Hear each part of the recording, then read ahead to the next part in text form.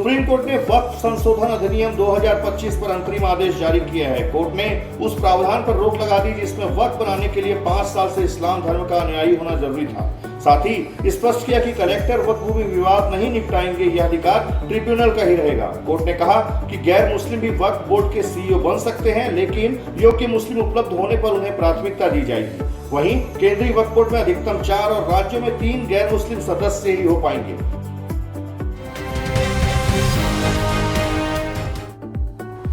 इस्लामाबाद से बड़ी खबर। भारतीय वायुसेना के ऑपरेशन सिंदूर में तबाह लश्कर-ए-तैयबा का मुख्यालय मरकज तैयबा अब फिर से बनाया जा रहा है।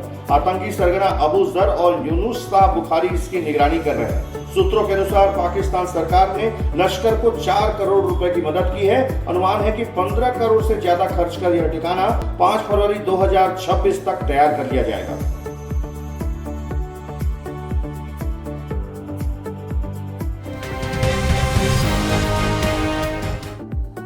22 सितंबर से पूरे देश में जीएसटी की नई दरें लागू होंगी। अब सिर्फ 2 स्लैब होंगे, 5 और 8%। इसके अलावा लग्जरी और कुछ खास प्रोडक्ट्स पर 40% टैक्स लगेगा।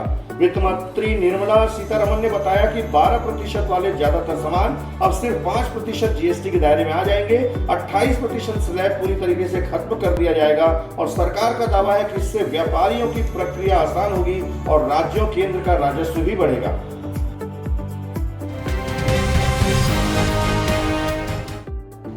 ऑनलाइन बेटिंग प्लेटफॉर्म 1xBet से जुड़े मनी लॉन्ड्रिंग केस में ईडी ने एक्ट्रेस उर्वशी रौतेला और पूर्व सांसद मिमी चक्रवर्ती को समन भेजा है। मिमी चक्रवर्ती से आज यानी 15 सितंबर को पूछताछ होगी, जबकि उर्वशी रौतेला को 16 सितंबर को दिल्ली मुख्यालय तलब किया गया है। दोनों के बयान पीएमएलए के तहत दर्ज होंगे। इससे पहले सुरेश रैना, शिखर धवन और सोनू सूद जैसे कई हाई प्रोफाइल नामों से भी पूछताछ हो चुकी है। अब उर्वशी और मिमी की मुश्किलें बढ़ सकती हैं। 15 सितंबर 2025 से यूपीआई के जरिए बड़े भुगतान और भी आसान हो गए हैं। एनपीसीआई ने बीमा प्रीमियम और कैपिटल मार्केट जैसे सेक्टर में ट्रांजैक्शन लिमिट 5 लाख से बढ़ाकर 10 लाख रुपए कर दी है। ई मार्केट प्लेस और ट्रैवल में भी अब 10 लाख रुपए तक के पेमेंट संभव है। क्रेडिट कार्ड पेमेंट की लिमिट 6 लाख और ज्वेलरी खरीदारी के लिए सीमा 2 लाख से बढ़ाकर 6 लाख कर दी गई है। सरकार और एनपीसीआई का दावा है कि इस बदलाव से निवेशकों और आम ग्राहकों दोनों को बड़ा फायदा होगा।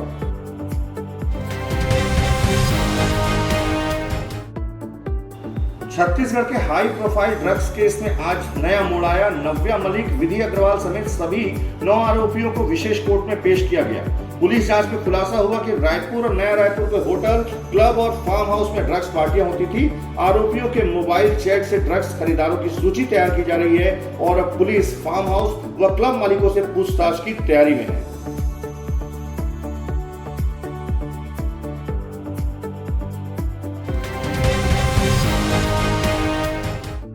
छत्तीसगढ़ के चर्चित शराब घोटाले में बड़ा अपडेट हुआ है। प्रवर्तन निदेशालय आज रायपुर की विशेष कोर्ट में पूर्व मुख्यमंत्री भूपेश बघेल के बेटे चैतन्य बघेल के खिलाफ चालान पेश कर सकती है। चैतन्य फिलहाल ईडी की न्यायिक रिमांड पर जेल में बंद है। उनकी गिरफ्तारी को चुनौती देने वाले याचिका पर आज हाई कोर्ट में सुनवाई होगी। बता दें, 18 जुलाई को भिलाई से चैतन्य को ईडी ने गिरफ्तार किया था। सुप्रीम कोर्ट से राहत नहीं मिलने के बाद अब मामला हाई कोर्ट में है।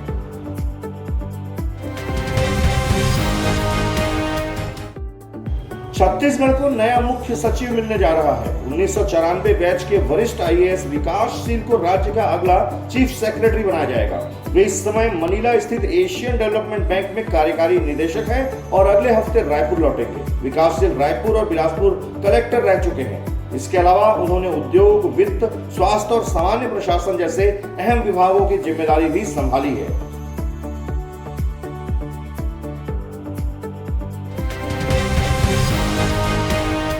कोरबा यातायात विभाग के दफ्तर में सोमवार को अचानक हड़कंप मच गया। यहाँ एक बेहद जहरीला करैत घुस आया था और उसने चूहे को शिकार बना रखा था। समय रहते सिपाही की उस पर नजर पड़ी और तुरंत सूचना वाइल्ड लाइफ रेस्क्यू टीम प्रमुख जितेंद्र सारथी को दी गई। सारथी मौके पर पहुंचे और करैत को सुरक्षित पकड़कर जंगल में छोड़ दिया। उनके साहस और तत्परता से बड़ी अनहोनी टल गई। पुलिस प्रशासन ने अपील की है कि कहीं भी सांप दिखने पर उसे न मारे, रेस्क्यू टीम या 112 को सूचना दे। टीम इंडिया ने पाकिस्तान को 7 विकेट से हराकर करारी शिकस्त दी। कप्तान सूर्य कुमार यादव ने यह जीत भारतीय सेना को समर्पित कर सबका दिल जीत लिया। सबसे ज्यादा चर्चा रही नो हैंडशेक की। भारतीय खिलाड़ियों ने मैच से पहले और बाद में पाक खिलाड़ियों से हाथ तक नहीं मिलाया। फैंस ने इसे पाकिस्तान को मिला सख्त संदेश बताया।